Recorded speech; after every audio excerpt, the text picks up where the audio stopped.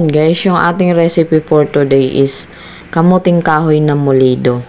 So, una kong ginawa, babalatan muna natin yung kamote. Yan.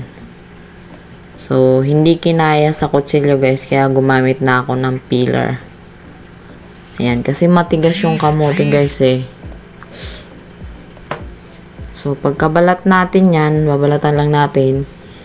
Isang kamote lang yung papakita kong babalatan para mabilis tayo. Kasi mahaba masyado kung papakita ko lahat na isa-isang babalatan. So, after nating balatan guys, hinugasan ko siya. Tapos may makikita kang parang mapultik-pultik na itim. So, kinutsilyo ko yan, tinanggal ko. Kasi ano yan eh, yung iba kasing kamote parang may bukbuk siya. Pag may bukbuk kasing ganyan, pag hindi mo tinanggal, mapait siya. So, ayan na, tinanggal ko, natanggal ko na. Tapos, ngayon, babalatan ko naman yung susunod, pero hindi ko na siya pinakita. So, binababad ko yung mga binalatan ko sa tubig para hindi sila mangitim. Ayan, so, after ko nabalatan lahat, guys, hiniwa-hiwa ko lang siya para ilalaga natin siya eh, para mabilis siyang lumambot o sabay-sabay silang lumambot. Ayan, sa pagbibiyak niyan at saka paghihiwa ay nahirapan ako kasi matigas yung kamote. Kumbaga magandang klase yung kamote. Hindi siya yung malambot. So, kapag nilagay mo yan tsaka kinain lang, masarap siya. Ayan. Iwain lang natin siya ng medyo maliliit. Pinagdalawa-dalawa ko. Tapos yung malaki, iniwa ko pa sa gitna. Ayan guys.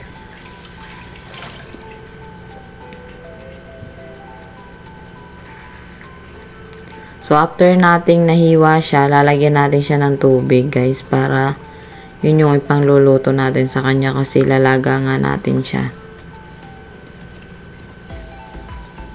Estimate lang guys na dami ng tubig yung saktong makakaluto lang sa kanya.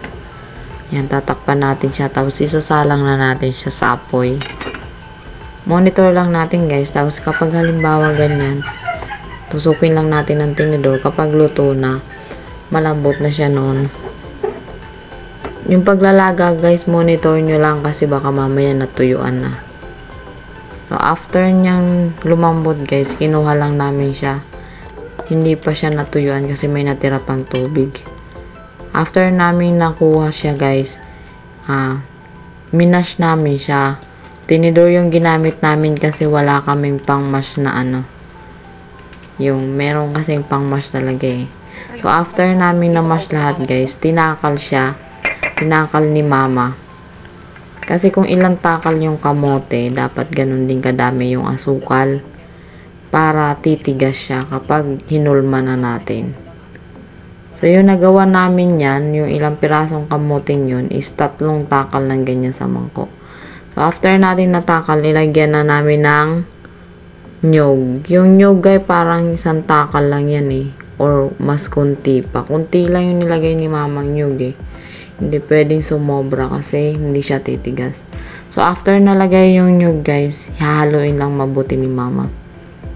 Gumamit siya ng plastic para sa gawing gloves. Wala kasi kaming gloves eh. So, ayan na guys. Tatakalin rin ni mama niyan yung asukal. Kung ilang takal yung kamote, ganun din yung takal ng asukal. So, bali 3 takal na asukal niyan kasi 3 din yung kamote.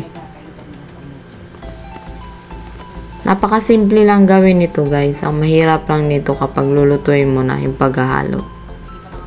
Nilagay niya na lahat yung tinakal niya asukal. Tapos, hahaluin niya ulit yan. Hanggang sa ma-mix lahat yung ingredients para lahat kapag halimbawa kinain mo na, pantay-pantay yung lasa niya ng asukal ng tamis. Ayan. Actually guys, itong recipe na ito is normally ginagawa sa amin nung nasa Bicol pa ako. Minsan nga ginagawa nila itong paninda. Pero itong ginagawa namin ngayon is para lang pangkain namin. Tapos at the same time para pang-upload din sa YouTube. So ayan guys, after na mix na lahat, nilagay namin siya sa kawali kasi dyan namin siya lulutuin. Ayan, sinalang na namin siya. Nilagyan siya ni mama ng kunting-kunting tubig lang.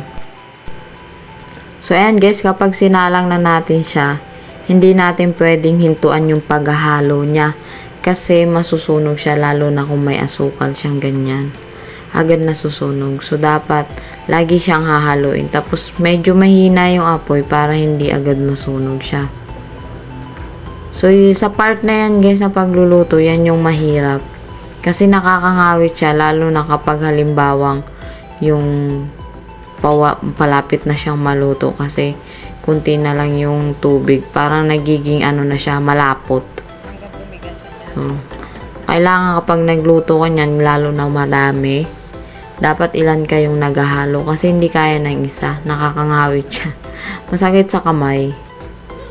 So, sa part na ito yung pinakamatagal na gagawin guys. Yung paghahalo hanggang sa parang mawala na yung lahat ng tubig niya.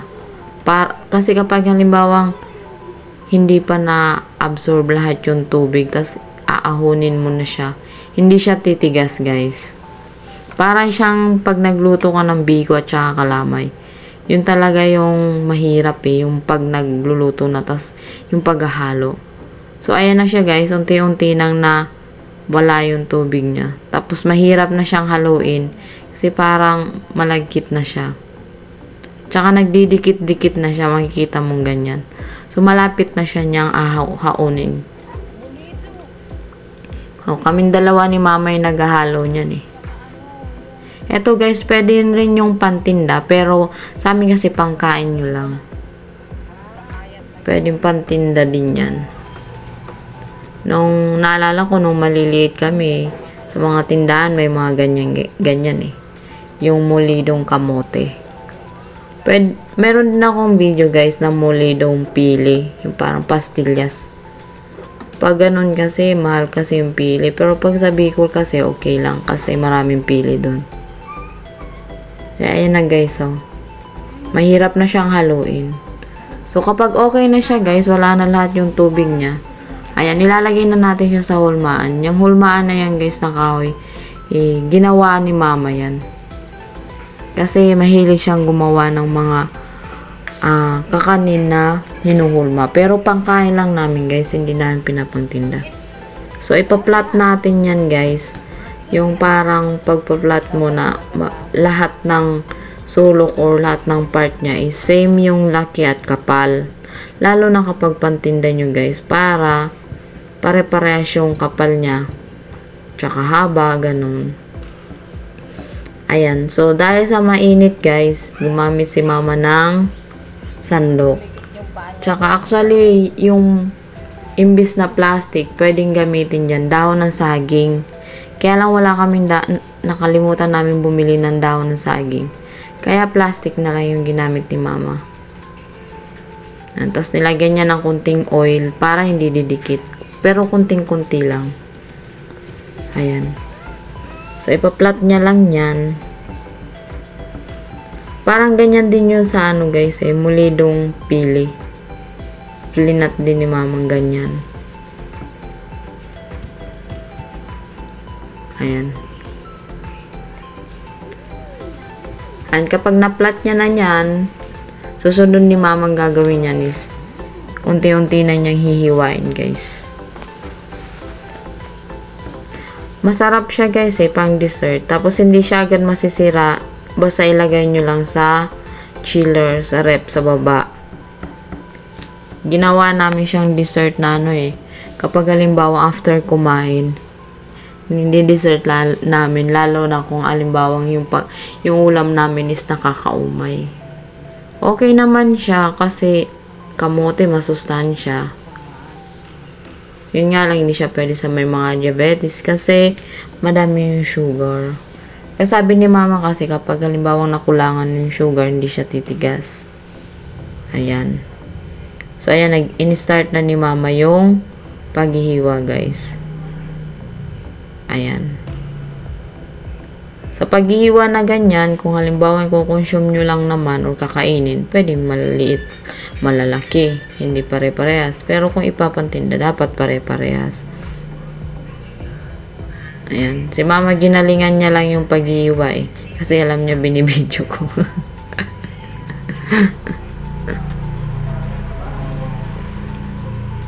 Marami-rami rin yung nagawa niya, guys. Actually, tipid siya kasi ingredients niya lang kamote, asukal, tsaka yung nyug. Kunting nyug nga lang eh. Yung nga lang talaga yung nakakapagod sa kanya. Yung paghihiwa. Doon ka susuko, lalo na kung madami kang lulutuin. Kaya hindi ko in-imagine yung mga nagluluto dati ng ganyan. Madami pa, tapos bawat tindahan nagbibigay. Nagtitinda sila nun. Parang magbibigay sila, naalala ko nun, sa 12 peraso, 10 pesos lang yung pinapabayad nila para yun sa tindahan, yung tubo niya, yung 2 peraso nun. Ganun yung mga dati sa probinsya namin.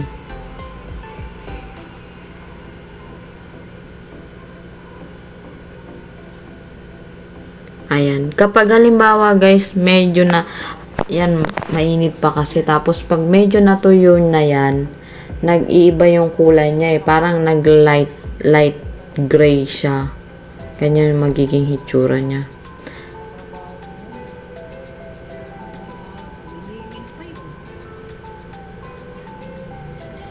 Ayan yung kutsilyo, nilagyan din ni mama ng ng plastic.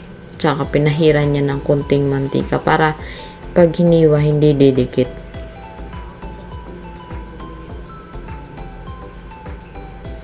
Ayan.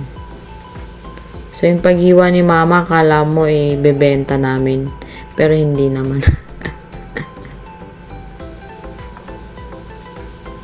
Si mama kasi marami ang alam na ulam ng mga, nalutong mga ganyan eh.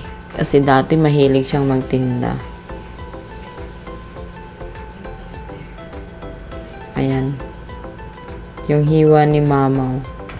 Yung isang ganyan, ginawa niyang 4. Ayan guys, thank you for watching. Try nyo to guys.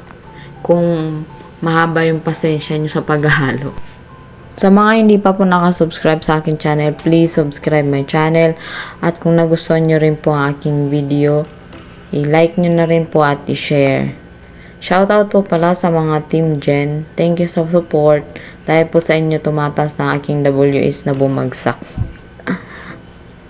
So, ayan guys. Yan yung finished product na nung nahiwa-hiwa ni mama. Tapos ito po yung total na nagawa namin. Ayan. Bye-bye. God bless everyone.